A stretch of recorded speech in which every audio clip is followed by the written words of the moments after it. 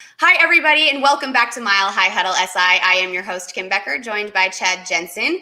Chad, head coach Vic Fangio gave Drew Lock 50-50 odds of starting in Week 5.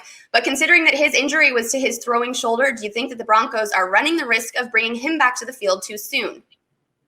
I think it's definitely a risk, and it's something that the team's going to have to evaluate very, very carefully. But the good news is, with how well Brett Rypien played in Week 4, it wasn't perfect, but I think that buys him a little window of time, especially in a game in which, once again, the Broncos are going to have to travel to the East Coast to take on the New England Patriots in Week 5.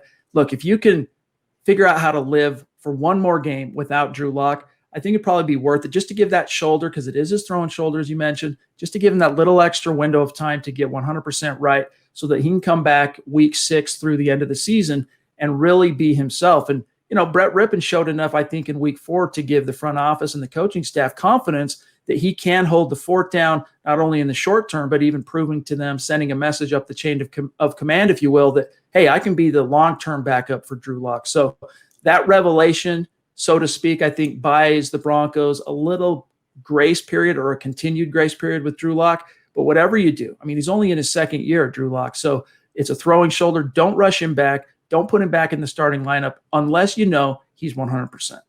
Yeah, I agree with you. Better safe than sorry at this point. Okay, awesome, Chad. Thanks so much for your insight. We'll see what happens in Week 5.